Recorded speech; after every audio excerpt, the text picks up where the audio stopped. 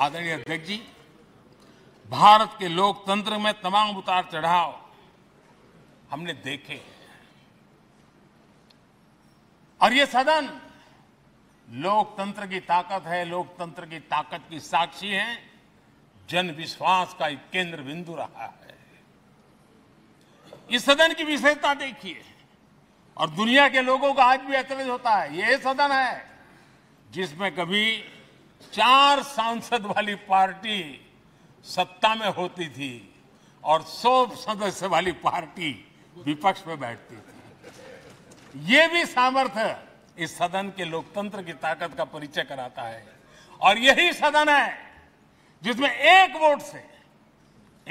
Vote से अटल जी की सरकार गई थी और लोकतंत्र की गरिमा को बढ़ाया था।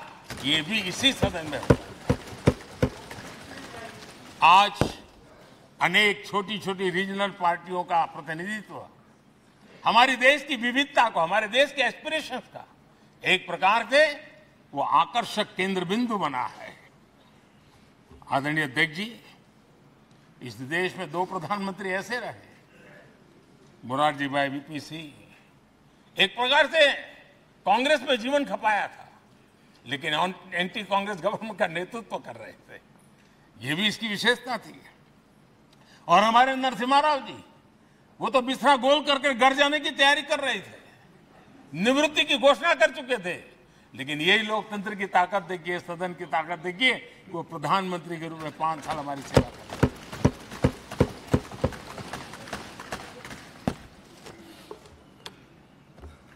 आदरणीय अध्यक्ष जी, सबकी सहमति से कठिन कार्य होते हुए हमने देखे हैं। 2000 की साल थी, अटल जी की सरकार थी।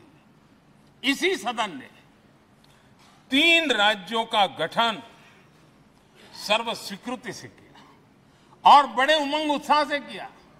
जब छत्तीसगढ़ की रचना हुई तो उत्सव छत्तीसगढ़ ने भी मनाया, उत्सव मध्य प्रदेश ने भी मनाया। जब उत्तराखंड की रचना हुई तो उत्सव उत्तराखंड ने भी मनाया, उत्सव उत्तर प्रदेश ने भी मनाया। जब झारखंड की रचना हुई तो उत्सव झारखंड ने भी मनाया, उत्सव बिहार ने भी बताया। ये हमारे सदन का सामर्थ्य, सब सहमति का वातावरण बना करके। लेकिन कुछ कड़वी यादें वो भी हैं कि तेलंगाना के हक को दबोचने के लिए भारी प्रयास हुए, खून की नदियां भी बही और बनने के बाद न तेलंगाना उत्सव मना पाया, न आंध्र उत्सव मना पाया। एक कटुता के बीज बो दिए गए। अच्छा होता उसी उमंग और उत्साह के साथ हम तेलंगाना का निर्माण करते तो एक नई ऊंचाई पर आज तेलंगाना पहुंच चुका होता। आदरणीय अध्यक्ष जी, संविधान सभा ने, आदरणीय अध्यक्ष जी, इस सदन की परंपरा रही है। संविधान सभा ने उस समय अपना दैनिक भत्ता 45 रुपये से कम करके 40 कर दिया था। उनको लगा हमें इसको कम करना चाहिए। आदरणीय अध्यक्ष जी, यही सदन है कैंटीन में मिलने वाली सब्सिडी, जो बहुत कम पैसे में खाना मिलता था, इसी सदस्यों ने उस सब्सिडी को भी खत्म कर दिया और पूरा पैसा देकर के अब कैंटीन में खाते हैं। आदरणीय अध्यक्ष जी, कोरोना काल में जब जरूरत पड़ी तो यही सांसद जिन्होंने एमपी लेड फंड को छोड़ दिया और देश को इस संकट की घड़ी में मदद करने के लिए आगे आए। इतना ही नहीं, कोरोना काल में इसी सदन के सांसदों ने अपने तनख्वाह में 30% कटौती की और उन्होंने देश के सामने आए हुए संकट में अपनी बहुत बड़ी जिम्मेवारी निभाई। आदरणीय अध्यक्ष जी, हम गर्व से कह सकते हैं, ये सदन में बैठे हुए लोग भी कह सकते हैं, हमारे पूर्वज जो सदन में बैठे थे वो भी कह सकते हैं कि हम ही लोग हैं जिन्होंने हम पर डिसिप्लिन लाने के लिए हमारे यहां जनप्रतिनिधित्व कानून में समय समय पर कठोरता बरती। नियम हमने ही लादे, हमने ही तय किया कि नहीं, जनप्रतिनिधि के जीवन में ये नहीं हो सकता। मैं मानता हूं ये जीवंत लोकतंत्र का बहुत बड़ा उदाहरण है और ये सदन ने दिया है, यही माननीय सांसदों ने दिया है और हमारी पुरानी पीढ़ी के सांसदों ने दिया है।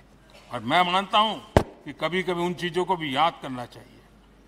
आदरणीय अध्यक्ष जी, हम जो वर्तमान सांसद हैं उनके लिए तो ये विशेष सौभाग्य का अवसर है।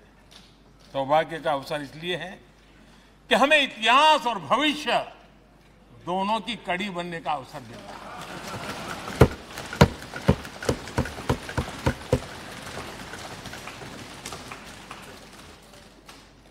कल और आज से जुड़ने का हमें अवसर मिल रहा है और आने वाली कल निर्माण करने का एक नया विश्वास, नया उमंग, नए उत्साह के साथ हम यहां से विदाई लेने वाले हैं।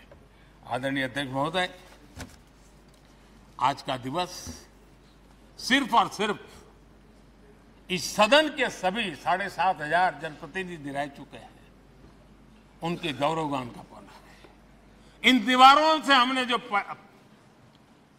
प्रेरणा पाई है, जो नया विश्वास पाया है, उसको लेकर जाने का है।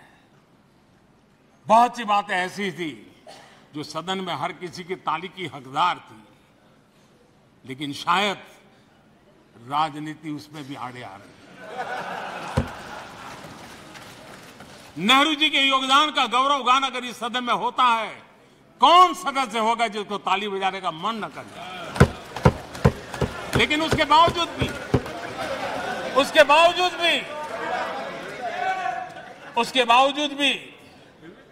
देश के लोकतंत्र के लिए बहुत जरूरी है हम सब ने अपने यहां सोच लें। आदरणीय अध्यक्ष जी, मुझे पूरा विश्वास है कि आपके मार्गदर्शन में और इस अनुभवी माननीय सांसदों के सामर्थ्य से हम नई संसद में जब जाएंगे तो नए विश्वास के साथ जाएंगे। मैं फिर एक बार, आज पूरा दिवस आपने इन पुरानी स्मृतियों को ताजा करने के लिए दिया, एक अच्छे वातावरण में सबको याद करने का मौका दिया। इसके लिए मैं आप सबका, आपका हृदय से आभार व्यक्त करता हूं और मैं सभी सदस्यों से आग्रह करूंगा कि अपने जीवन की ऐसी मधुर यादों को यहां हम जरूर व्यक्त करें, ताकि देश तक पहुंचे कि सचमुच में ये हमारा सदन, ये हमारे जनप्रतिनिधियों की गतिविधि सच्चे अर्थ में देश को समर्पित है, इसका भाव लोगों के तक पहुंचे। इसी एक अपेक्षा के साथ मैं फिर एक बार इस धरती को प्रणाम करता हूं, इस सदन को प्रणाम करता हूं। भारत के मंदिरों से बनी हुई हर एक दीवार के हर एक ईंटे को प्रणाम करता हूं और पिछले 75 साल में भारत के लोकतंत्र को नया सामर्थ्य शक्ति देने वाले हर गुंज को, उस नाद ब्रह्म को नमन करते हुए मेरी वाणी को विराम कर देता हूं। बहुत बहुत धन्यवाद।